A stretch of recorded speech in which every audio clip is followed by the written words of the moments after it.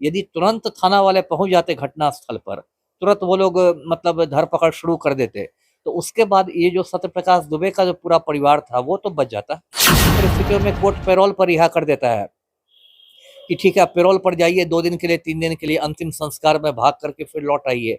तो यदि उनकी पत्नी की ऐसी इच्छा है तो ठीक है, वो स्थानीय कोर्ट में दरखास्त दें, यदि कोर्ट को सही लगेगा तो वो पैरोल देगा, यदि कोर्ट को लगेगा कि नहीं ये लोग बाहर निकल के फिर गवाहों को धमका सकते हैं, कुछ कर सकते हैं, तो पैरोल नहीं देगा। ज़्यादा गलती जो है वो तो मतलब मैं इसमें स्थानीय पुलिस की जो रुद्रपुर कोतवाली थाना है उसकी मानता हूँ जी।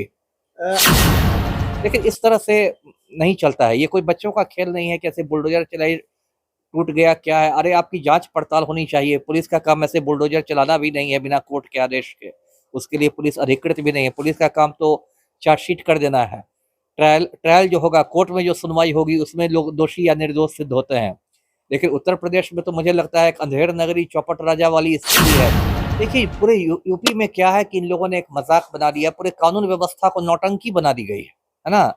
और एक बुलडोजर वाली एक नई चीज आई है, और उसमें मीडिया का भी बहुत हाथ है उस चीज को बढ़ाने का। मीडिया ने भी, खास के जो गोदी मीडिया है, जैसे भाजपा के दलाल लोग हैं, उन लोगों ने एकदम योगी आदित्यनाथ को बना दिया कि बुलडोजर बाबा हैं, बुलडोजर बाबा हैं, ऐसे हैं वैसे हैं। इन दिनों आपने देखा होगा कि देवरिया हत्याकांड यानी यूपी का वो हत्याकांड जिसमें 6 लोगों की मृत्यु हो जाती है, वो इन दिनों सोशल मीडिया पर चर्चा का विषय बना हुआ है।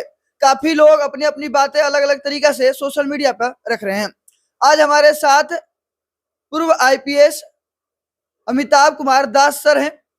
देवरिया हत्याकांड को लेकर खास बातचीत करेंगे, किसको सजा होनी चाहिए, कितनी की सजा का प्रावधान है, और उस केस में कैसे कानूनी कार्रवाई की प्रक्रिया होगी। सर पहले आपका हेडलाइंस भारत पे स्वागत है। जी धन्यवाद, आपका शुक्रिया। सर देवरिया हत्याकांड से आप परिचित होंगे।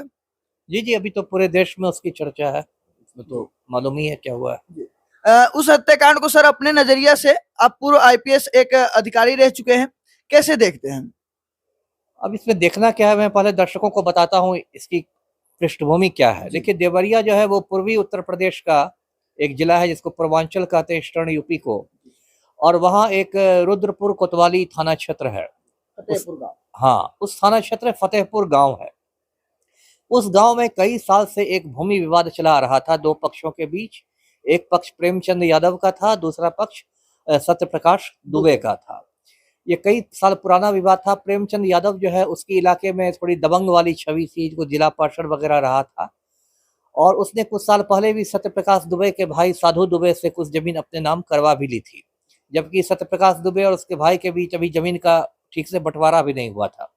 तो ये जमीन विवाद काफी पुराना था, और सत्यप्रकाश दुबे ने कुछ जगह आवेदन भी दिया था तहसीलदार को, फिर थाना में, ये सब में कि इसकी जान को खतरा है। और ये सब अभी दो चार रोज पहले जो घटना हुई कि सुबह सुबह प्रेमचंद यादव जो है वो सत्यप्रकाश दुबे के घर की तरफ गया, दोनों की मुलाकात हुई, उसमें लगता है कुछ बाताबाती हुई, झगड़ा हुआ, और उसके बाद प्रेमचंद यादव की हत्या हो जाती है। उसके बाद प्रेमचंद यादव के जो गिरोह के बाकी गुंडे थे वो पहुंचते हैं हथियारों के साथ, और एक तरह से सत्यप्रकाश दुबे का आप कहिए कि पूरे परिवार का सफाया हो जाता है। सत्यप्रकाश दुबे की हत्या हो जाती है, उसकी पत्नी की हत्या हो जाती है, 2 बेटों 2 बेटियों की हत्या। तो 5 या उससे ज्यादा लोगों की हत्या यदि एक साथ होती है तो उसको नरसंहार कहते हैं, इंग्लिश में जिसको मैसेकर कहते हैं। तो ये देवरिया में नरसंहार हो गया, और बहुत बड़ा नरसंहार हुआ, तो लोमहर्षक नरसंहार है, पूरे देश में भी इसकी चर्चा है। अब इस पूरे कांड को मैं इस रूप में देखता हूँ कि देखिए भूमि विवाद जो होता है ना, वो हिंसा का, अपराध का एक सबसे पुराने कारणों में से एक है। आपको मालूम होगा कि जो महाभारत की लड़ाई हुई थी उसकी जड़ में भी भूमि विवाद ही था, कि पांडवों ने कहा था कौरवों से कि 5 गांव हमें दे दो, हम लोग चैन से रहेंगे। दुर्योधन ने कहा कि हम सुई की नोक के बराबर जमीन नहीं देंगे, और उसके बाद महाभारत की लड़ाई हो गई, कुरुक्षेत्र में इतना खून खराबा हुआ। तो ये जो जड़ जोरू और जमीन का मसला कहते हैं, ये अपराधों की सबसे प्राचीन कारणों में से एक माना जाता है पूरी दुनिया भर में।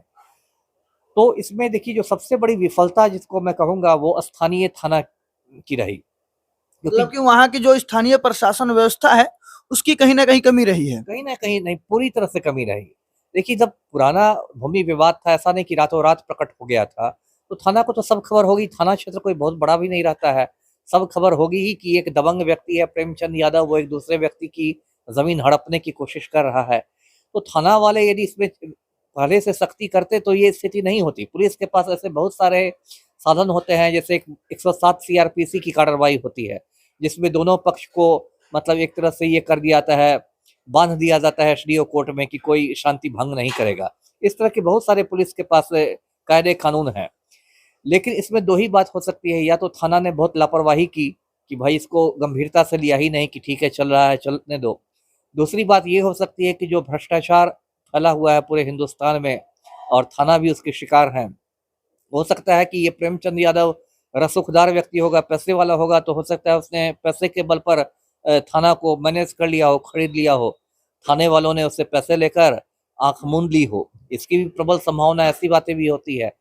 और देखिए इसमें कितनी लापरवाही है। एक तो लापरवाही हुई कि पहले से आप रोक नहीं सके हिंसा, उसके बाद हुई कि जब प्रेमचंद यादव की हत्या हो भी जाती है, यदि तुरंत आजकल तो सबके पास मोबाइल है, व्हाट्सएप है, ये है वो है, यदि तुरंत थाना वाले पहुंच जाते घटना स्थल पर, तुरंत वो लोग मतलब धरपकड़ शुरू कर देते, तो उसके बाद ये जो सत्यप्रकाश दुबे का जो पूरा परिवार था वो तो बच जाता। 5 जो हत्याएं हुई हैं वो नहीं होती। वही वही है ना। तो ये तो लग रहा है कि एकदम पुलिस वाले मतलब कुंभकर्णी निद्रा में रहे और बिल्कुल सोते रह गए। पहले प्रेमचंद यादव की हत्या हो गई और उसके बाद उसके गुंडों को फिर इकट्ठा होने का और हथियार लेने का और योजना करने का पूरा पूरा वक्त मिल गया, और उसके बाद इतना बड़ा नरसंहार हो गया। तो सबसे ज्यादा गलती जो है वो तो मतलब मैं इसमें स्थानीय पुलिस की जो रुद्रपुर कोतवाली थाना है उसकी मानता हूँ जी। अ, सर अभी बात चल रही है, जैसे कि आपको पता होगा कि जो इसके मुख्यमंत्री हैं, उप मुख्यमंत्री है, जो अपोजिशन पार्टी है, उन्होंने भी एक्शन लेने की बात कही है। कहा जा रहा है कि जो प्रेमचंद्र हैं उनके जो जमीनें हैं उन पर बुलडोजर चलेगा। आप इसको कैसे देखते हैं? क्या बुलडोजर चलना चाहिए? क्योंकि हत्याएं दोनों तरफ से हुई हैं।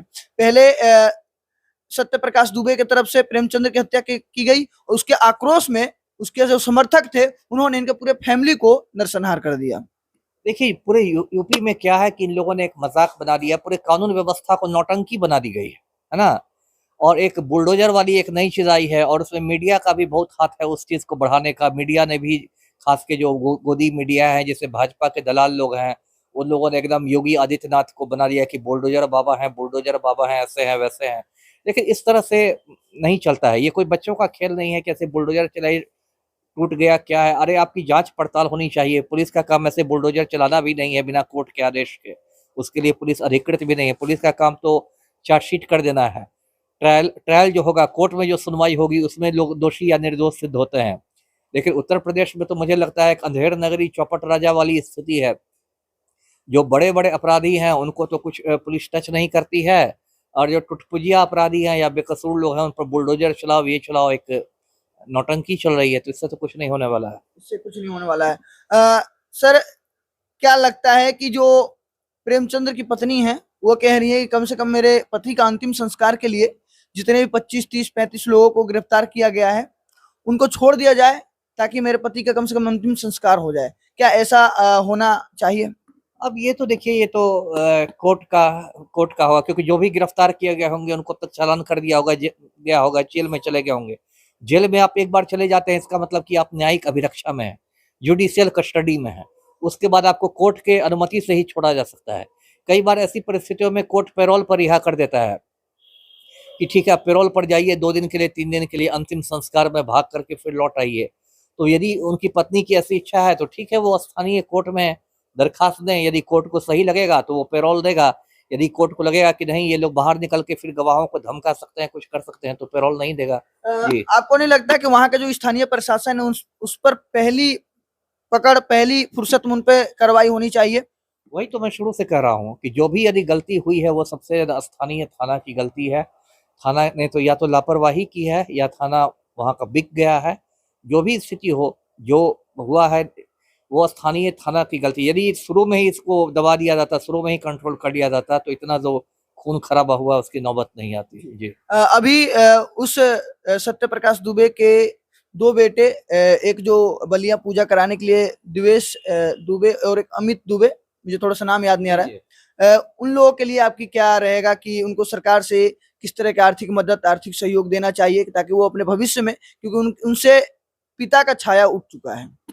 अब वो तो देखिए सरकार इसमें करती है जिसको अनुग्रह राशि कहते हैं, या इंग्लिश में जिसको एक्स ग्रेसिया पेमेंट कहते हैं। अनुग्रह राशि सरकार के नियम रहते हैं, मुआवजा के तौर पर दिया जाता है, वो सरकार सब उनको देख के देगी कि उनकी आर्थिक स्थिति कैसी है, वो कितने बड़े हैं, कमाने वाले थे कि नहीं, मतलब कि बहुत छोटे बच्चे हैं, नाबालिग हैं, सब कुछ इनको देखते हुए जो वहाँ का जिला प्रशासन है, देवरिया जिला प्रशासन, वहाँ के जिलाधिकारी ये फैसला करेंगे कि कितना उनको मुआवजा मिलना चाहिए। ऐसे प्रावधान तो लगभग सभी राज्यों में है कि ऐसी स्थिति में कुछ सरकार के द्वारा अनुग्रह राशि दी जाती है मुआवजा के तौर पर, तो वो तो जिलाधिकारी फैसला करेंगे लोकल। जिलाधिकारी फैसला करेंगे। आप भी सर मानते हैं कि अगर स्थानीय प्रशासन वहां पर तत्पर रहता तो इतनी बड़ी घटना नहीं घटती? कई लोगों की जो 6 लोग की हत्या हुई है वो अभी मतलब सामने रहते बच्चे बच जाते। बिल्कुल मैं मानता हूँ, मैंने कहा कि ये जब कई साल पुराना विवाद था, रातों रात विवाद हुआ नहीं, पुलिस के पास पूरा वक्त था उस विवाद का, या तो पुलिस निपटारा करवाती जैसे भी होता, या तो फिर पुलिस उसके पहले, जो मैंने कहा कि 107 की कार्रवाई होती है, बहुत तरह की इस तरह की कार्रवाइयाँ होती हैं, उन लोग को एसडीओ कोर्ट में बांध दिया जाता है, इसकी कार्रवाई करके उनसे ले लिया जाता है कि वो लोग शांति भंग नहीं करेंगे। इस तरह की बहुत सारे पुलिस के पास प्रिवेंटिव एक्शन करने का अधिकार है, लेकिन पुलिस बिल्कुल सोई रह गई, तो उससे इतना बड़ा नरसंहार हुआ है। और इससे पूरे आदित्यनाथ का जो तथाकथित योगी मॉडल जो है, जिसकी बड़ी जय जयकार होती है मीडिया में, उसकी भी कलई उतर गई है जी। सर क्या कहिएगा फाइनली दर्शकों से, जो नासमझ है, जो इस तरह की घटनाएं ना चाहते हुए कर जाते हैं या आवेश में कर जाते हैं, उनके लिए आपकी राय की क्या होगी? क्योंकि ऐसे तमाम जमीनी विवाद है जिसमें आए दिन झगड़ा लाठी मार होता रहता है। नहीं, लाठी मार के लिए तो लेके लोकतंत्र में कोई जगह नहीं है ना? जमीन विवाद है, ठीक है, दीवानी वो मुकदमा होता है, लेकिन जब आप मारपीट कर देते हैं तब तो वो दीवानी से फिर फौजदारी हो जाता है, तो वो तो बिल्कुल नहीं करना है। कोई आप लठ मार के न्याय थोड़े लीजिएगा। यदि ठीक है, यदि जमीन विवाद है तो जमीन विवाद के निपटारे का स्थान कहाँ है? कोर्ट है, अदालत है। अदालत में आप केस कीजिए, उसमें समय लगता है, मुझे मालूम है, क्योंकि अदालतों पर भी बहुत ज़्यादा बोझ है मुकदमों का, समय लगता है, लेकिन उतना तो आपको पेशेंस रखना पड़ेगा। हिंसा के लिए तो लोकतंत्र में कोई स्थान नहीं है जी। तो देख सकते हैं ये थे हमारे साथ अमिताभ दास, जो पूर्व आईपीएस रह चुके हैं। वैसे बता दें, देवरिया हत्याकांड इन दिनों चर्चा का विषय बना हुआ है, जिसे सर ने कहा कि स्थानीय प्रशासन की कड़ी निंदा हो रही है और जो भी त्रुटियां हैं, गलतियां हुई हैं, खासकर स्थानीय प्रशासन से हुई है, जो यहाँ का स्थानीय थाना है। वैसे आप सभी देख रहे थे हेडलाइंस भारत, मैं था आप सभी का भाई तेजा। आप सभी इसी तरह हमारे साथ बने रहिए, लेटेस्ट अपडेट आप सभी तक पहुंचते रहेंगे। जय हिंद, जय बिहार।